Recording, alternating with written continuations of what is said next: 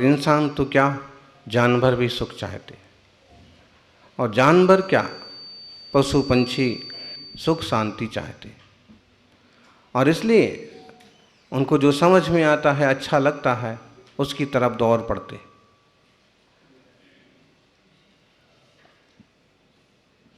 उसमें उनका हित है कि नहीं, ये उन्हें निर्णय नहीं है, ये सच्ची समझ उन्हें नहीं है। अगर ये समझ हो जाए कि हमें इन कारणों से दुख है, उन कारणों से सुख हो सकता है, और उन कारणों को, उन रास्तों को पकड़ करके आत्मा अपना हित साध सकता है। आचार्य देव गुणभद्र स्वामी कहते हैं, पापाद दुखम धर्मात् सुखमिति सर्वजन सुप्रसिद्धमिदम्। पापाद दुखम, पाप से दुख, तस्माद् विहाय पापम चरतु सुखार्ति सदा धर्मम। आर्या भार्या प्रिया, ये आर्या छंद है, और ऐसी मान्यता है कवियों की कि आर्या छंद भार्या स्त्री को प्रिय होता है। आर्या छंद का ही प्राकृत में जो रूपांतरण होता है उसे गाथा बोलते हैं, गाहा। और गाहा, गाथा गाने का एक अपना तरीका है। पापाद दुखम धर्मात् सुख, पापाद दुखम धर्मात् सुखमिति सर्वजन सुप्रसिद्धमिदं। तस्माद् विहाय पापम चरतु सुखार्ति सदा धर्मम। चार पद हैं, और चार पद को बोलने का, गाने का ढंग भी अलग अलग है। पहला पद हंस की गति से गाया जाता है, जैसे हंस चलता है सहज गति से, उस गति से। पापा दुखम धर्मात्, पापा दुख धर्मात्। दूसरा पद सिंह की गति से, थोड़ा तेज, जैसे सिंह छलांग भरता है। सुखमिति सर्वजन सुप्रसिद्धमिदं। तीसरा पद आर्या छंदों की गाथा हो। तीसरा पद हाथी की गति से। तस्माद् विहाय पापम, धीरता के साथ। चरतु सुखार्थी सदा धर्मम, सर्प की गति के समान। जैसे सर्प बाहर कैसा भी टेढ़ा मेढ़ा घूमता हो, लेकिन जब बिल में घुसता है तो सीधा हो जाता। पापा दुखम धर्मात् सुखमिति सर्वजन सुप्रसिद्धमिदं। तस्माद् विहाय पापम चरतु सुखार्थी सदा धर्मम। बहुत बड़ा संदेश है ये। पापा दुखम, पाप से दुख होता है। धर्मात् सुखम, धर्म से सुख होता है। इति सर्वजन सुप्रसिद्धम इदम, ये बात सारे लोग मानते हैं, बोलते हैं। किसी भी धर्म वाले के पास चले जाओ, किसी संप्रदाय वाले के पास चले जाओ, कैसे पापी लोगों के पास भी चले जाओ, तो भी वो भी क्या बोलेंगे? जो पाप भी कर रहा हो उससे भी पूछो तो वो क्या बोलेंगे? पाप से दुख होता है, धर्म से सुख होता है। इसलिए कई लोगों ने पाप को ही धर्म का रूप दे दिया। ऐसी मान्यता कर दी कि जानवरों को कत्ल कर दिया, बलि कर दी, मार दिया, तो भी बोली धर्म होता है।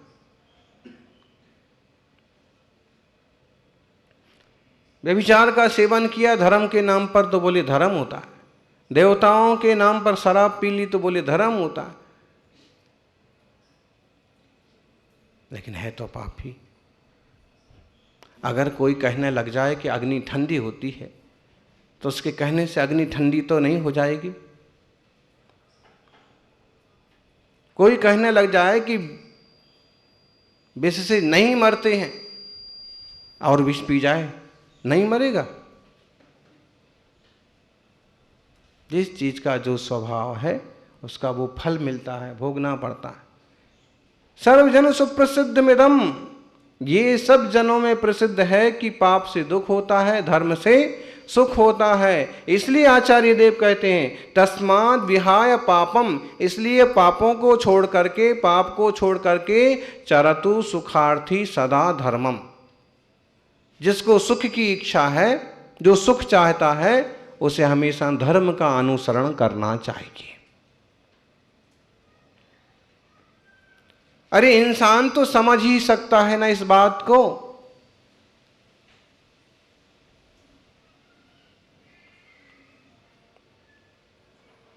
विद्वान साधु के पास कुछ विदेशी लोग आए और उनको एक किताब दी, और जब उनको किताब दी तो उन्होंने कहा कि हम कोई धर्म नहीं मानते।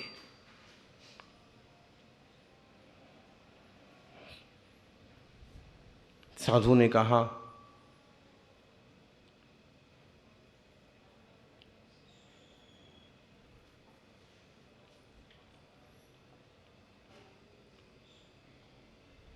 अगर किसी की पिटाई हो रही है तो आपको कैसा लगेगा और आप क्या करेंगे? उन्होंने कहा अगर किसी की बेकार में मुफ्त में पिटाई हो रही है तो हमें भी बुरा लगेगा और हम कोशिश करेंगे कि उसकी पिटाई ना हो।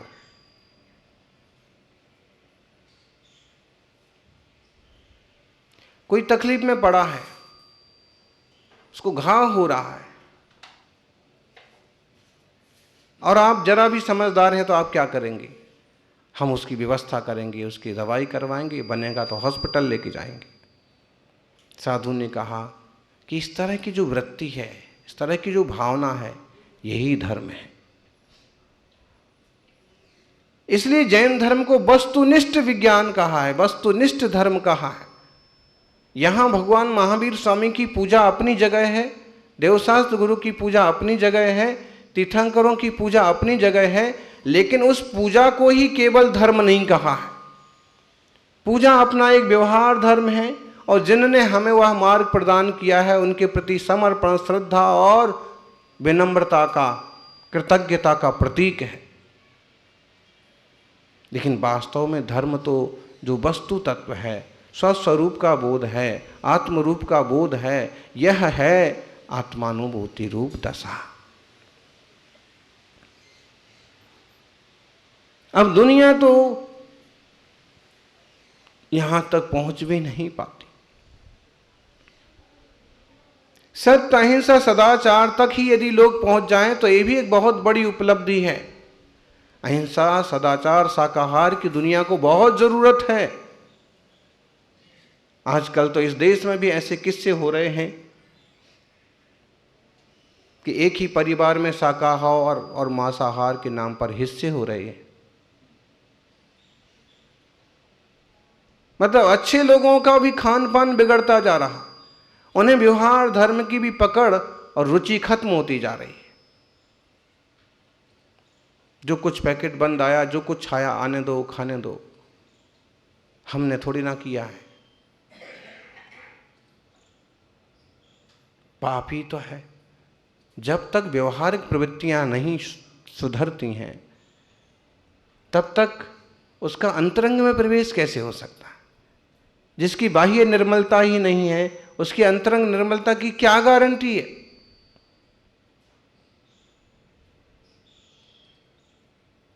इसलिए कह रहे हैं कि तस्माद् विहाय पापम, जो दूसरों के लिए नुकसानदायक है, किसी की हिंसा करना, झूठ बोलना, चोरी करना, अब्रह्म का, कुशील का सेवन करना और परिग्रह एकत्रित करते रहना, संग्रह वृत्ति, ये पाप ही तो है। किसी को कष्ट दिया, तकलीफ पहुंचाई, टुकड़े कर दिए, कुचल दिया, हिंसा हुई, उसको वेदना हुई, उसको तो वेदना हुई, उससे उसका मरण हुआ, लेकिन आपको प्रमाद का पाप लगेगा। आपने सावधानी नहीं रखी, आपने जानबूझ के ऐसा किया, आपने बिना जाने भी मूर्खता वैसे ऐसा किया, आपकी प्रमाद का, आपके आलस्य का, आपकी कठोरता का आपको दंड मिलेगा, आश्रय बंद होगा। झूठ बोलने में भी तो यही किया जाता है, कहीं ना कहीं अपना स्वार्थ सिद्ध हो, कहीं ना कहीं दूसरे को तकलीफ हो, अपना काम बनाने के लिए, दूसरों को उल्लू बनाने के लिए, नीचा दिखाने के लिए झूठ बोला जाता है। लेकिन झूठ छुपता नहीं है।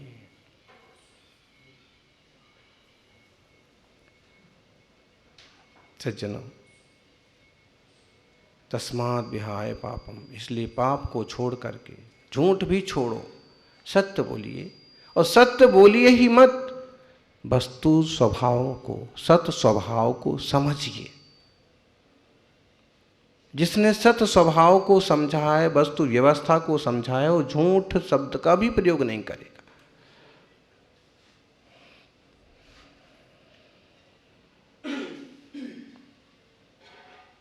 चोरी करना, किसी का धन हड़प लेना, दूसरों के लिए जो सरकार ने चीजें दी हैं वे खुद खा जाना, ढेरों रोज रोज आप ऐसे प्रकरण सुनते होंगे, पढ़ते होंगे हैं। गरीबों के लिए आया हुआ गेहूं और ऑफिसर्स बीच में ही बेच गए, खा गए।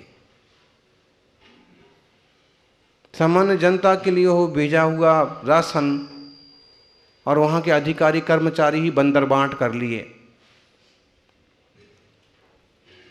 अमुक व्यक्ति के लिए आया हुआ पैसा रिश्वत में ही उड़ गया, सिर्फ साइन करवा लिए और उसको थोड़ा बहुत दे करके टरका दिया। ये भी चोरियां ही तो हैं। रिश्वतखोरी, भ्रष्टाचारी, ये चोरी की ही श्रेणी में आता। जो आपका नहीं है उसको दबाने का, उसको पाने का प्रयत्न करना, ये चोरी है, पाप है। अब ब्रह्म कुशील खूब चलता है, पोर्नोग्राफी, खोटी चीजें, गंदी पिक्चर्स, गंदे सीरियल्स, और उस पर भी उनके ऐड, पोस्टर्स। देखिए कितना नैतिक पतन हो रहा है। छोटे छोटे बच्चों से लेके और बुढ़े बुढ़े लोगों तक के परिणामों की क्या दुर्गति हो रही।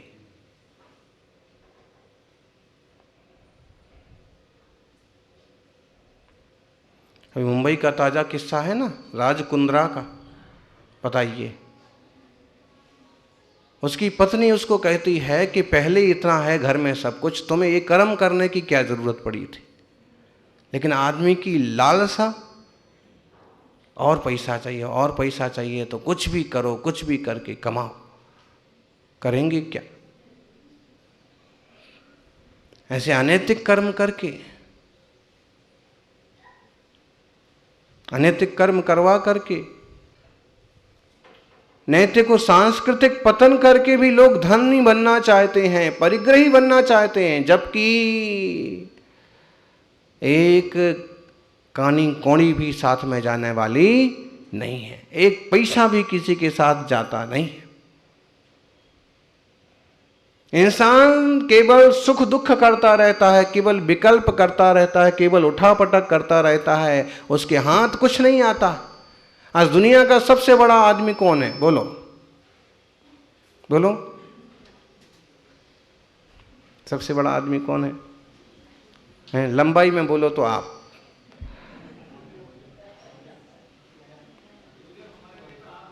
हाँ, और वक्त के लिए बोलो तो गुरु। लेकिन दुनिया की मान्यता के हिसाब से आजकल किसको बोल रहे हैं सबसे बड़ा आदमी? रुपया वगैरह के हिसाब से, धन संपत्ति के हिसाब से।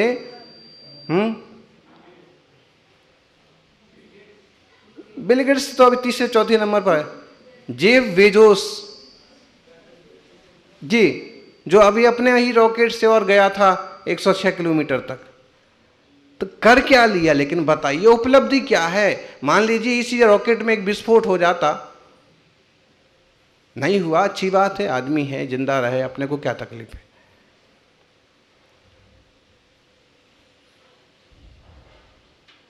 तो जिसको सबसे बड़ा बड़ा आदमी बोलते हैं, ये बड़े आदमी के भी वो कोई बहुत बड़ी उम्र नहीं होने वाली है, 70, 80, 90, 100, उसके बाद 100 के बाद सो जाएगा। लेकिन आप हवस देखिए, चांद पर घर बनाएंगे, मंगल पर बनाएंगे, ये करेंगे वो करेंगे, इस सब से अच्छा है कम से कम धरती पर ही शांति से रहना सीख लें। महावीर स्वामी कहते हैं कि चांद और मंगल पर बाद में जाओ, पहले जहां हो वहीं शांति से रहना सीख जाओ। यही धर्म है।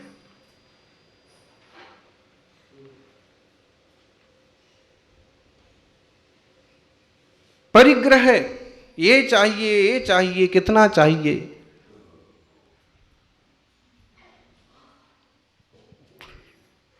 अरे भाई, धन रुपया पैसा आपकी शांति में सहयोगी बने वहां तक तो ठीक है, लेकिन अशांति में ही कारण बनने लग जाए तो उसका औचित्य क्या। हाय हाय लगी रहती है, दाम बिना निर्धन दुखी, तृष्णा बस धनवान। बोलो, दाम के बिना निर्धन व्यक्ति दुखी। ये सोचता है कि 10 20 50 रुपए का इंतजाम हो जाए तो खाना का इंतजाम हो जाए, भोजन का इंतजाम हो गया। अब सब तरफ पानी बरस गया है, ठीक से फल फसल आ नहीं रही है और उनको इसी की चिंता सताए जा रही। दाम बिना निर्धन दुखी, तृष्णा बस धनवान, और धनवान तृष्णा के कारण से। अभी अवानी अंडानी अंडानी अंडानी है ना, अंबानी अडानी इनके नाम चलते हैं। किस ढंग से कमा रहे, किस ढंग से खर्च रहे, क्या कर रहे भगवान जाने। लेकिन कभी जब इनके भी शेयर गिरते हैं, जब इनकी भी किसी कंपनी में घाटा लगता है तो इनका चेहरा देखो आप, हैं बिल्कुल वैसे ही होता है जैसे कंगली आदमी का, जैसे उसका दुख होता है वैसे इनके पास सिर्फ घाटा ही लगा है तो अभी भी अरबों खरबों बिलियन हैं, फिर भी उनका चेहरे का उनका जो फोटो छपता है देखो। मतलब अब उस फोटो देख करके अनुमान लगा लो ना कि इतने अरब अभी हाथ में हैं फिर भी ये दुखी दिख रहा है। इसका मतलब है कि अगर मैं इतने अरब तक भी पहुंच जाऊंगा तो मैं भी कोई सुखी होने वाला नहीं हूं। इसलिए तृष्णा पर लगाम लगती है, एक तरह का सुकून आता है कि हम धन रुपया पैसा केवल आजीविका जीवन और एक तरह की समृद्धि, एक तरह की खुशहाली, एक तरह की श्रावकाचार्य युग संतुलन बनाने के लिए एकत्रित करते हैं, कमाते हैं। लेकिन जो हवस का कारण बनने लग जाए और केवल लाओ लाओ लाओ के लिए बन जाए तो ऐसी संपत्ति और ऐसा कमाई कोई मतलब नहीं। ये पाप की श्रेणी में आते हैं, अति परिग्रह भी। इन पांचों पापों का त्याग किया जाए तो जीवन में धर्म की शुरुआत होती है।